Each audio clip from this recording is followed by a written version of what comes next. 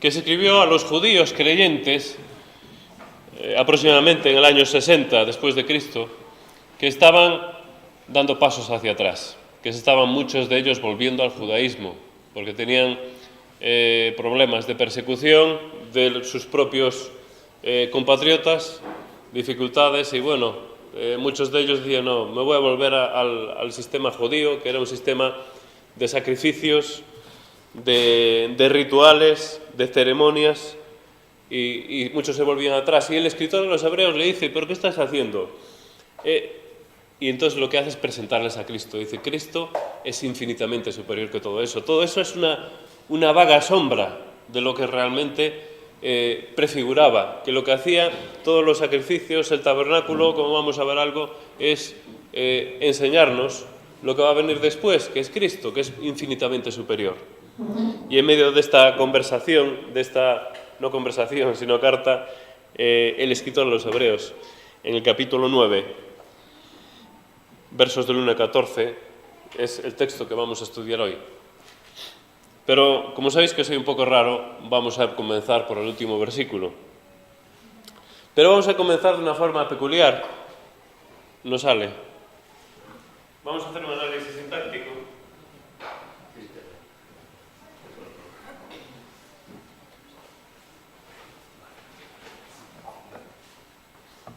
Vamos a hacer un análisis sintáctico de la última frase, verso 14 del capítulo 9.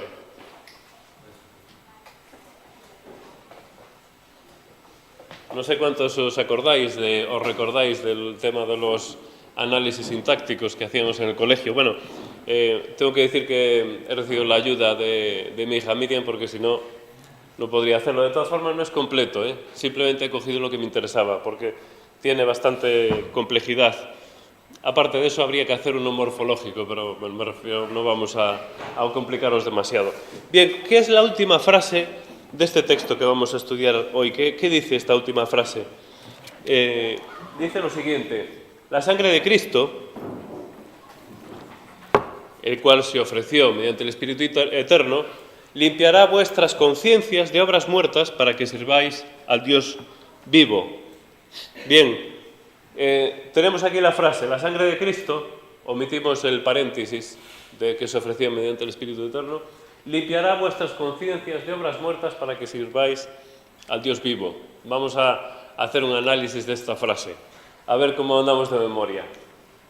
Bueno, en primer lugar, lo que nos enseñaron en la escuela, ya hace muchos años, nos decían que normalmente las frases tienen un sujeto y tienen un predicado. ¿Cuál es el sujeto de esta frase? Podéis contestar, ¿Cuál es el sujeto? ¿No, nadie tiene dudas? Bien, efectivamente, la sangre de Cristo es el sujeto de la frase. Es decir, es el que genera la acción. Es el elemento principal de la frase. La sangre de Cristo, bueno, decir en primer lugar que, antes de entrar a fondo en el análisis sintáctico, cuando hablamos de sangre de Cristo, cuando la palabra habla de sangre de Cristo, se está refiriendo a la muerte del Señor Jesucristo en la cruz del Calvario. Entonces, al hablar de sangre estamos hablando de la muerte de Cristo y lo que ello representa, ¿verdad? La sangre de Cristo. Entonces, este es el sujeto. Antes de seguir, comentar dos cosas más de este texto. Menciona obras muertas. ¿Qué quiere decir obras muertas? Bueno, creo que es bastante evidente que se refiere al pecado. En Hebreos 6.1 también se menciona obras muertas y allí se nos dice que es necesario arrepentirse de obras muertas. Es una clara referencia al pecado. Ahora es interesante el texto que utiliza, limpiará vuestras conciencias. ¿Por qué no dice vuestros corazones? ¿Por qué no dice vuestras vidas? Porque no dice simplemente vuestro pecado. La sangre de Cristo limpiará vuestro pecado. Dice limpiará vuestras conciencias. ¿Qué es la conciencia? La conciencia es aquello que nos acusa cuando hacemos algo incorrecto, ¿cierto o no? Esa es la conciencia. Lo que ocurre es que la conciencia puede llegar a acostumbrarse al pecado. Cuando un ladrón empieza y roba por primera vez, hace su primer hurto en un supermercado, y la primera vez seguro que el corazón le salta y la tensión, pero cuando lleva 20 hurtos seguramente lo hace con toda tranquilidad. Entonces su conciencia, pues cuando lleva 20 robos, no la acusa tanto. La conciencia nos acusa, pero la conciencia puede llegarse a acostumbrar al pecado, hasta que deja de acusarnos. Es interesante porque aquí el escritor y el Espíritu de Dios, por supuesto, utiliza esta palabra para decirnos algo importante. La conciencia. Hay pecados a los que ya no le damos importancia. Hay cosas en nuestra vida que ya han generado un hábito y que ya nuestra conciencia no nos acusa por ellos. Entonces aquí lo que el escritor nos está diciendo es que estas cosas, estas obras muertas, es necesario que se limpien, pero comenzando nuestra conciencia. Tiene que limpiarse nuestra conciencia. Y como vamos a ver, estos pecados, estas obras muertas, van a afectar de forma importante a nuestro servicio a Dios. Son pecados que están ahí y son muy asumidos. Se podría decir que son muy nuestros. Entonces, seguimos con el análisis sintáctico. El sujeto, la sangre de Cristo. Si queremos ser un poquito más técnicos, diríamos el sintagma nominal. El elemento principal que genera la acción. ¿Cuál es el predicado? Es evidente. Aquí no hay que romperse mucho la cabeza.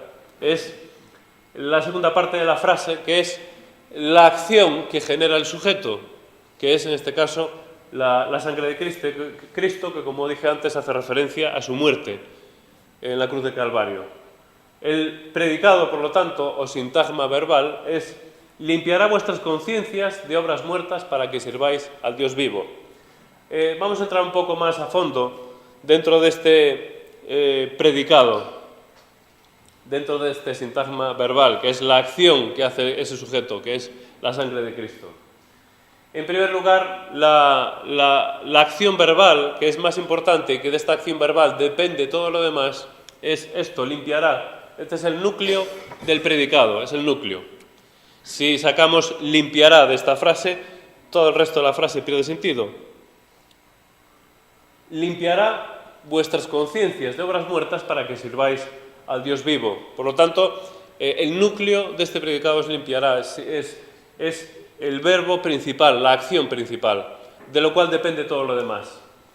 Vemos una segunda parte que yo cuando estudiaba se le llamaba objeto directo, ahora se le llama ya complemento, pero si queremos ser un poco más técnicos, sintagma nominal. Esta es la acción directa. El verbo dice limpiar, pero ¿limpiar qué? Lo que se nos decía en su momento cuando estudiábamos es qué o qué cosa, ¿verdad? El objeto directo, qué o qué cosa. La sangre de Cristo limpiará lo que. ¿Cuál es el objeto de limpieza? Vuestras conciencias.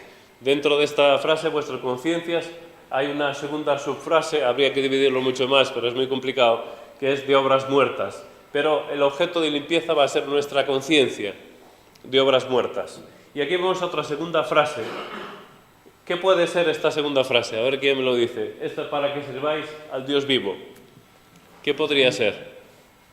Los que estáis más próximos o cercanos a los estudios, bueno, que no lo digan la persona que me ayudó a hacerlo, porque si no...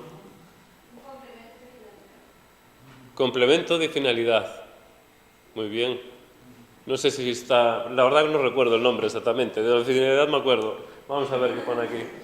Pero de finalidad sí. Bueno, es una frase, efectivamente, complemento circunstancial de finalidad, efectivamente, porque complementa la frase de arriba, complementa. Ahora es interesante ver una cosa. Esta frase que vemos aquí, para que sirváis al Dios vivo, es una subordinada adverbial.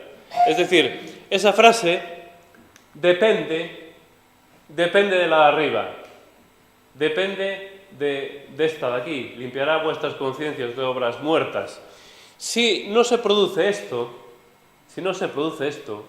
que la sangre de Cristo no limpie nuestras conciencias de obras muertas, no puede producirse esto, por lo menos no puede producirse de forma adecuada. No sé si me entendéis. Esta frase es una subordinada que depende de esto, de lo que ocurre aquí. La sangre de Cristo limpiará vuestras conciencias de obras muertas para que sirváis al Dios vivo. ¿Qué ocurre si falla algo aquí en este punto? ¿Qué ocurre si la limpieza no se produce correctamente? ¿Qué ocurre si nuestras conciencias están sucias? ¿Qué ocurre si hay pecado en nuestra conciencia? Que no podemos servir adecuadamente al Dios vivo. Y estas, efectivamente, como decía Ana, complemento circunstancial, bueno, ahí pone circunstancial, pero bueno, de finalidad, es la finalidad, es el fin. El objetivo final del Señor Jesucristo, del venir, de la cruz, de morir en la cruz por nosotros, el objetivo final es para que le sirvamos. Y podríamos ampliarlo mucho más. El objetivo final de nuestra existencia es servir a Dios. No hay otro objetivo. No hay otra cosa que merezca la pena. Lo demás, podemos ocuparnos en un montón de cosas en la vida, ciencia, en lo que queramos, música, en lo que queramos, y vamos a sentirnos vacíos. Solamente sirviendo a Dios vamos a encontrar la finalidad, vamos a encontrar la satisfacción, la plenitud para nuestra vida. Por lo tanto, en esta mañana me gustaría haceros una pregunta que yo también me hago a mí mismo, porque yo también estoy de vuestro lado. No vengo aquí esta mañana a daros una arenga sino que yo estoy de vuestro lado. Y cuando preparaba esto es una pregunta que me hacía y que me producía dolor. Y yo me preguntaba, y yo te pregunto, ¿cuál es el pecado que hay en tu vida para que tu servicio a Dios sea deficiente o no exista o no se produzca? ¿Cuál es tu pecado? ¿Cuál es mi pecado para que nuestro servicio a Dios sea deficiente? Y vale, podemos decir, sí, es que, bueno, la apatía, un poco de apatía tenemos, estamos un poco fríos. Eso es suavizar un poco las cosas. Cuando nuestro servicio a Dios es deficiente, es que necesariamente algo falla en este punto. La sangre de Cristo, es decir, hay pecado sin confesar en nuestra vida. Hay algo en nuestra vida que está estorbando nuestro servicio a Dios. Y hay una cosa clara, y la palabra lo dice muy claro. Y ahora lo que vamos a estudiar lo dice muy claro. Con pecado en nuestras vidas no podemos servir a Dios. Por lo menos no podemos hacerlo de forma adecuada. ¿Hay algún pecado sin limpiar en tu vida en esta mañana? Bueno, pues si vamos al texto, vemos a aquellos hebreos que estaban en un dilema. El escritor les decía, vamos a ver, lo que habéis hecho toda vuestra vida, vuestros ritos religiosos, ese pacto, realmente eso es un pacto defectuoso, incompleto. Eso es algo pasado, eso es una sombra. Es un pacto que además había fracasado. Eso ha fracasado, es lo que le está diciendo el escritor. Se había quedado obsoleto. Entonces pensarían ellos, entonces, ¿qué hacemos nosotros toda la vida haciendo estos rituales, nuestros antepasados? ¿Pero qué me estás contando? Entonces, ¿no ha valido de nada esto, todo lo que hemos hecho? Entonces, el escritor aquí se para un poquito con el tabernáculo para explicar el porqué del tabernáculo. Y lo que vemos es que el tabernáculo tenía fundamentalmente una función de enseñanza, una función pedagógica de enseñanza. Lo que ocurría allí realmente prefiguraba, era ¿cómo diría yo? Cómo simbolizaba lo que iba a ocurrir realmente, posteriormente, lo que iba a ocurrir con Cristo. En una ocasión estuve en una clase, en una práctica de socorrismo, no sé si alguno de vosotros habéis estado. Y en esa práctica de socorrismo teníamos que reanimar a un muñeco. En aquel caso solo consistía en hacer el masaje cardíaco. Es interesante porque era un muñeco sin brazos y había que hacer el masaje cardíaco. Si no lo hacías bien, pues lo indicaba una máquina que estaba conectada. Entonces había que justo presionar en el esternón, un huequito que hay aquí en el esternón, y hacer el masaje cardíaco. Y es interesante porque el hacer aquello a veces parecía un poco absurdo, porque realmente, ¿de qué valía aquello? El muñeco no iba a resucitar, no iba a despertar, no iba a reanimarse si lo hiciera así, menudo susto. Pero aquello que no traía ningún resultado al momento tenía una función importantísima, que era aprender a hacerlo, por si en alguna ocasión se daba el caso. Y si en una ocasión pues habría que intentar reanimar a alguna persona, ¿verdad? De alguna forma, esto es un poco vago, pero de alguna forma el tabernáculo es algo parecido a esto. Se produce una serie de cosas que muestran y enseñan algo. Como sabéis, los buques de pasajeros grandes, por obligación, tienen que hacer una simulación de naufragio, de accidente. Hace poco, creo que fue en Mallorca, le salió mal esa simulación y murieron varias personas. No sé si recordáis que cayó el bote salvavidas y dio la vuelta. Bueno, tienen que hacer, suenan las alarmas, todo el mundo sale a cubierta, se ponen los chalecos, tienen que incluso soltar algún bote, lo suelen hacer cerca de puerto, entonces algún pasajero baja al bote, tienen que hacerlo. Seguramente, si en el momento le preguntas a alguno de los pasajeros que va a pasar pues una semana de maravilla de crucero, diría, bueno, ¿y esto qué es? ¿Esto para qué vale? Porque al final estamos aquí perdiendo tiempo, efectivamente. En ese momento no vale para nada, pero tiene una función de explicar, de enseñar algo muy importante. ¿Qué ocurre si hay un verdadero naufragio?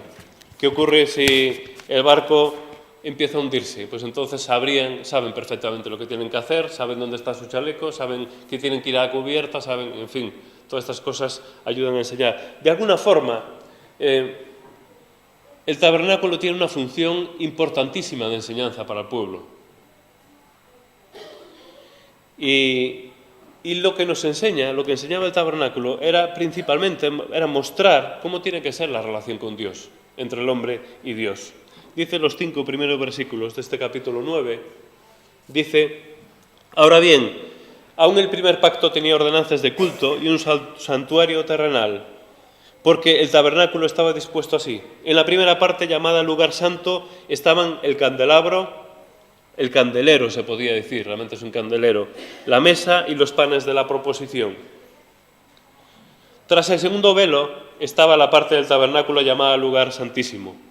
2 partes en el tabernáculo, una primera parte donde oficiaban normalmente los sacerdotes, una segunda parte que era el lugar santísimo. Dice el verso 3, tras el segundo velo estaba la parte del tabernáculo llamada lugar santísimo, el cual tenía un incensario de oro y el arca del pacto cubierta de oro por todas partes, en la que estaba una urna de oro que contenía el maná, recordando lo que Dios había hecho con su pueblo en el desierto, ¿verdad? La vara de Aarón, aquella que había reverdecido, y las tablas del pacto, es decir, las tablas de la ley. Y sobre ella los querubines de gloria, que cubrían el propiciatorio. El propiciatorio es una tapa que cubría el arca. De las cuales cosas, dice, no se puede ahora hablar en detalle. Precisamente estas 2 partes del tabernáculo tenían una enseñanza, algo que indicar importante. ¿Qué enseñanza tenía importante el tabernáculo? En primer lugar, el deseo de Dios de habitar entre su pueblo. En Éxodo 25:8 dice, y harán un santuario para mí y habitaré en medio de ellos. Esta es la razón de ser del tabernáculo, una tienda. Pero por el nombre que se utiliza en la escritura del tabernáculo podemos ya tener pistas de qué es y para qué es el tabernáculo. Se utilizan 3 nombres, tienda y morada. Cuando pensamos en tienda y pensamos en morada, pensamos en Dios en medio de su pueblo, habitando en medio de su pueblo. Pero el tabernáculo también, de forma especial, quería mostrar a su pueblo, y también nos lo muestra a nosotros hoy, la santidad de Dios. De ahí esa separación, ¿verdad?, del lugar santísimo. Ahí está Dios. Dios se manifestaba justo encima del propiciatorio. Allí había una nube, ¿verdad?, como de humo, y parece que se estremecía todo. Allí se manifestaba Dios. Otro nombre que se le da al tabernáculo, es lo que se menciona precisamente aquí en el verso 1, que es santuario, migdas en hebreo. El lugar santísimo, allí encontramos los lugares, los materiales más valiosos y preciosos, materiales revestidos con oro. Nadie podía entrar allí. Y nos dice aquí el texto que solamente el sumo sacerdote una vez al año. Como veis, el verso 7 dice, pero en la segunda parte, solo el sumo sacerdote una vez al año, no sin sangre, la cual ofrece por sí mismo y por los pecados de ignorancia del pueblo. Aquí vemos, y si vamos al Levítico, donde se nos explica todo esto, vemos el esmero, la escrupulosidad que tenían que tener con esta parte del lugar santísimo, mostrando que ahí estaba Dios. Sabemos que Dios está en todas partes, pero era un mensaje que tenía que recibir el pueblo. Y era tan importante que Dios hace mucho énfasis. El libro del Levítico nos enseña, sobre todas las cosas, la santidad. Y lo principal que encontramos en Levítico es: yo soy santo, por lo tanto vosotros tenéis que ser santos, porque sois mi pueblo. Mostrar, por lo tanto, la santidad de Dios. Pero el tabernáculo también nos enseña y nos muestra la gravedad del pecado. Y en este punto vamos a hacer en esta mañana un poquito más de énfasis. Los versos 6 y 7 de este capítulo 9 dice: y así dispuestas estas cosas, en la primera parte del tabernáculo entran los sacerdotes continuamente para cumplir, dice, los oficios de culto. Pero en la segunda parte, solo el sumo sacerdote una vez al año, no sin sangre, la cual ofrece por sí mismo y por los pecados de ignorancia del pueblo. ¿Qué era lo que hacían los sacerdotes allí? Casi todo lo que hacían estaba relacionado con el pecado, precisamente. Había 5 tipos de ofrendas y en cuatro de ellas se sacrificaba un animal, en una de ellas no. Una de ellas era una ofrenda de cereal. Es curioso, cuando hay sacrificio de animal, necesariamente hay expiación. Después vamos a explicar un poco lo que es expiación. Pero lo que hacían es, por la mañana y por la tarde, sacrificar un animal, hacer un holocausto, mañana y tarde. Era un sacrificio continuo, el tabernáculo. Había ofrendas de cereal, había ofrendas de paz, que implicaban gratitud y comunión. Después había ofrendas por el pecado, cuando alguien había cometido algún pecado, y ofrenda por la culpa, para producir la restauración. Y todo esto, excepto la ofrenda de cereal, se hacía degollando, matando un animal, sacrificándolo y quemándolo. Bueno, había distintas...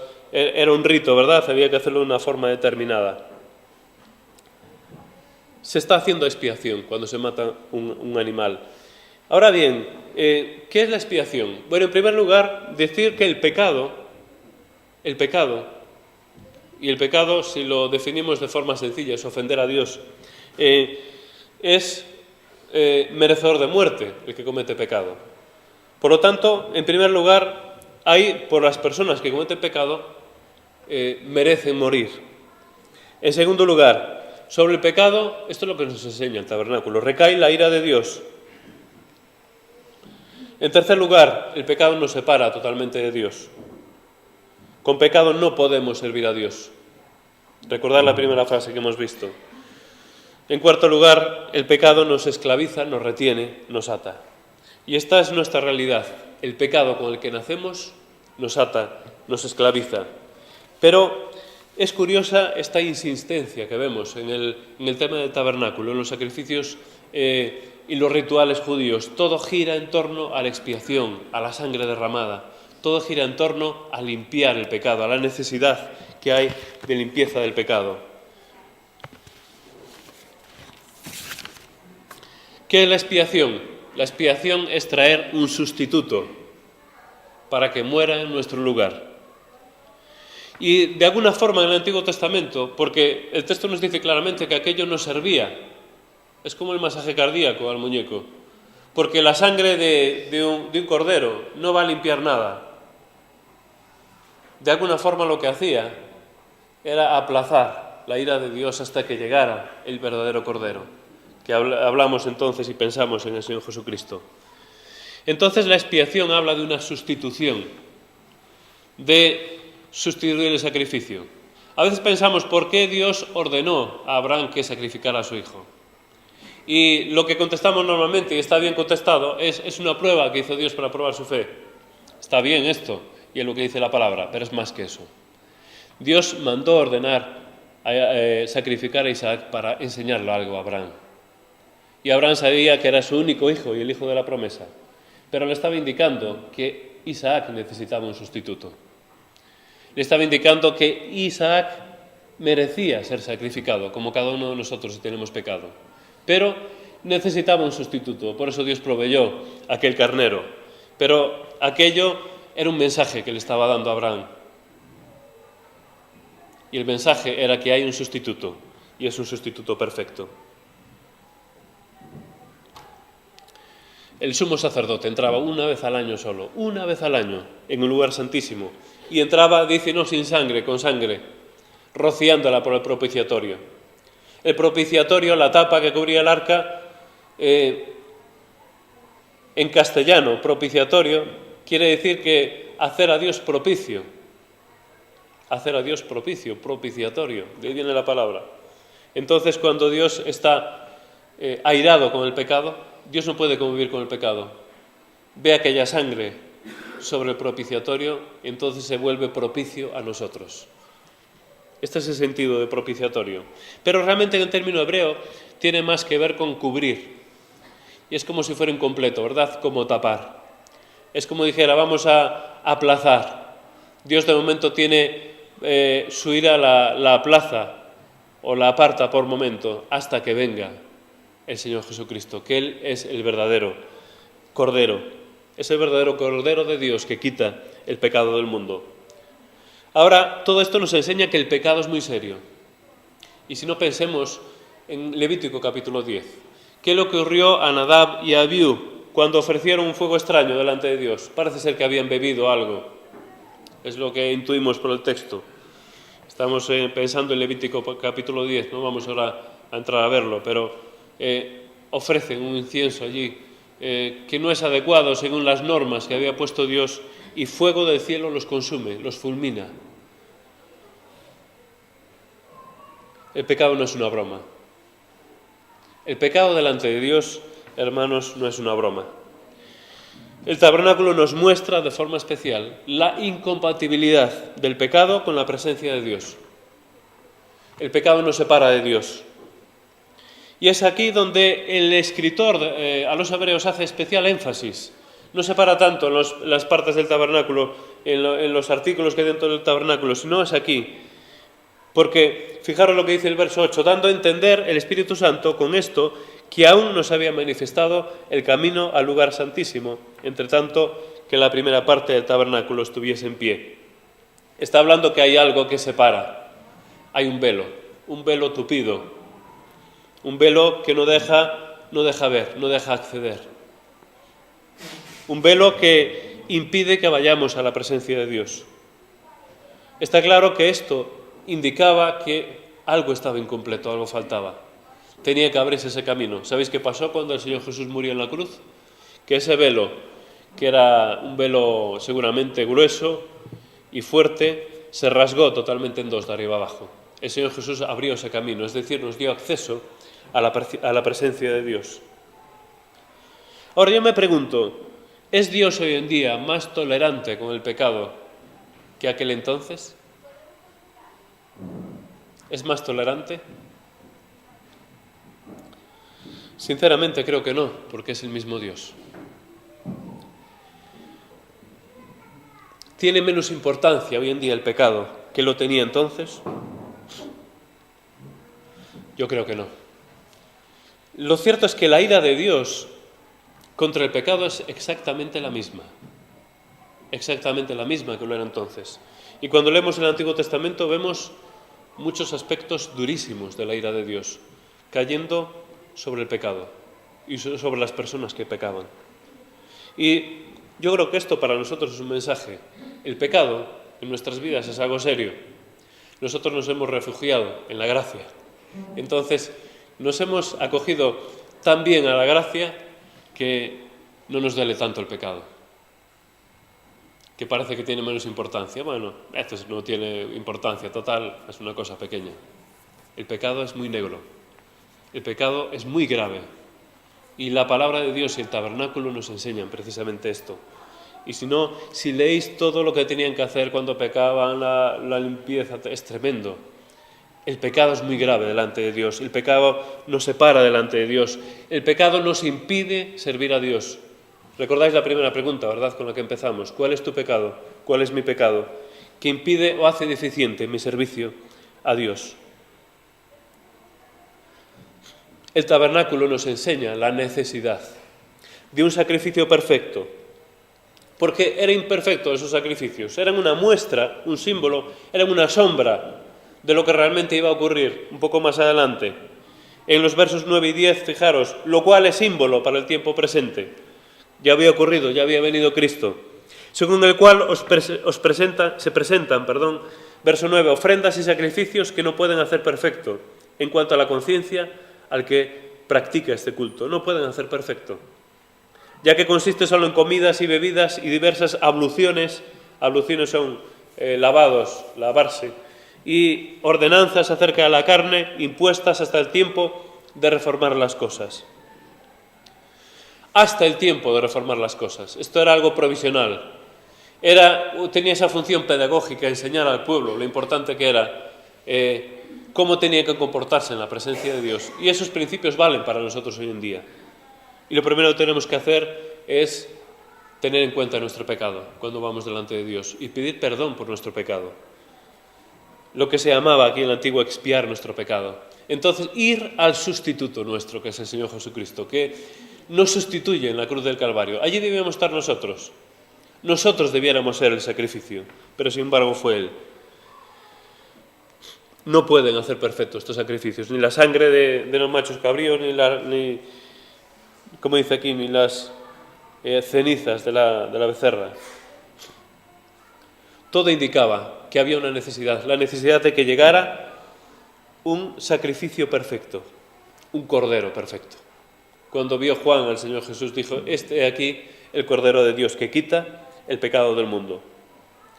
El verso 13 dice: porque si la sangre de los toros y los machos cabríos y las cenizas de la becerra rociadas a los inmundos santifican para la purificación de la carne, es decir, lo que hacían era una limpieza ceremonial, no había una limpieza real. Eso solo puede producirla Cristo y espiritualmente en nuestros corazones. Lo que hacía el tabernáculo era precisamente mostrar al sumo sacerdote perfecto. Lo que hacía el tabernáculo era mostrar al sustituto perfecto. Hebreos 9, versos 11 y 12, pero estando ya presente Cristo, sumo sacerdote de los bienes venideros, por el más amplio y más perfecto tabernáculo. Sumo sacerdote, lo que era un mediador entre Dios y los hombres, el que hacía la mediación. Dice, en ese tabernáculo más perfecto, no hecho de manos, es decir, no de esta creación, y no por sangre de machos cabríos ni becerros, sino por su propia sangre, es decir, por su muerte en la cruz de Calvario. Toda la ira de Dios Padre recae sobre el Señor Jesucristo. Entonces nosotros estamos sin culpa. Esto es lo que se llama la justificación. Dios nos hace justos a nosotros, los que venimos a la cruz del Calvario.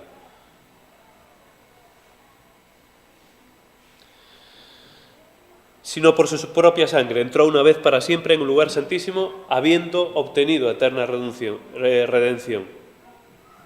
Lo que allí ocurría en el tabernáculo señalaba a Cristo. ¿Recordáis lo que Jesús dijo a aquellos dos discípulos que vieron el camino de Emaús? Que estaban hablando allí cuando ¿no te enteraste? ¿Qué pasó? ¿Que hubo una resurrección? Jesús. Y dijo: oh insensatos, ¿no entendisteis que era necesario que Cristo padeciese? Y empezó a hablar lo que decían las escrituras de él. Y dice allí la palabra, empezó a hablar desde Moisés, es decir, desde el Pentateuco, seguramente. Jesús le estaba hablando también del tabernáculo.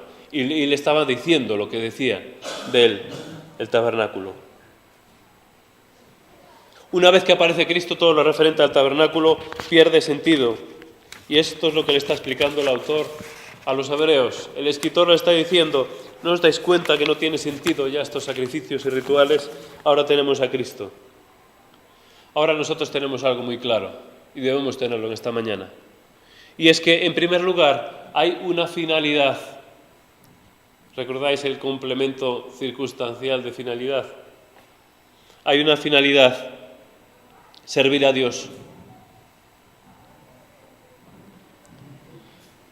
En segundo lugar, tenemos que pensar que si hay deficiencias en ese servicio a Dios,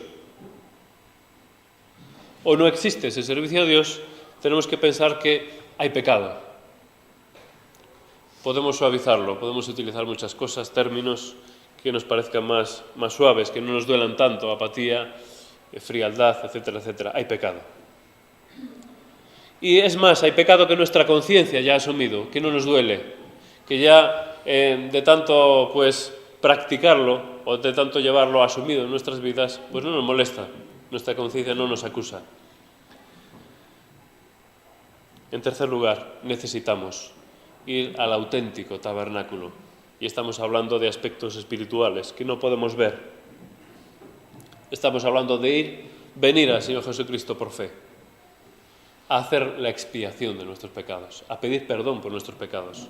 Y esto nos enseña el tabernáculo, que se hacía diariamente, mañana y tarde. Y Dios tenía una enseñanza clarísima para su pueblo, y la tiene para nosotros también.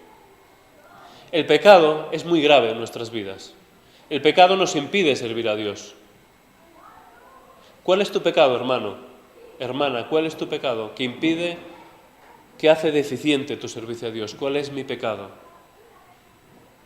Vamos a pedir al Señor que nos ayude a descubrir cuál es nuestro pecado y a venir a su altar, al auténtico, no a un tabernáculo terrenal, no a una muestra, sino al auténtico, a venir a Dios y pedirle perdón. Señor, perdóname. Y esto es un ejercicio que tenemos que hacer, hermanos, diariamente. No se produce solamente cuando creemos en el Señor Jesús, solamente cuando vamos a sus pies con la carga de nuestro pecado. Nos liberamos de la carga y ya está, somos felices. Todo ahora es de color, dice aquel himno, y se acabó la oscuridad. Qué bonito, ¿verdad? Esto no es así. Tenemos que volver cada día, vez tras vez, al santuario, volver a la presencia del Señor Jesús, volver a los pies de Jesús y pedirle perdón. Necesitamos limpiar nuestro pecado, porque si no, no podemos servir a Dios de forma eficaz. Y no quiero ser insistente, pero sí me gustaría terminar con esta frase, con esta pregunta para cada uno de nosotros. ¿Cuál es tu pecado? ¿Cuál es mi pecado?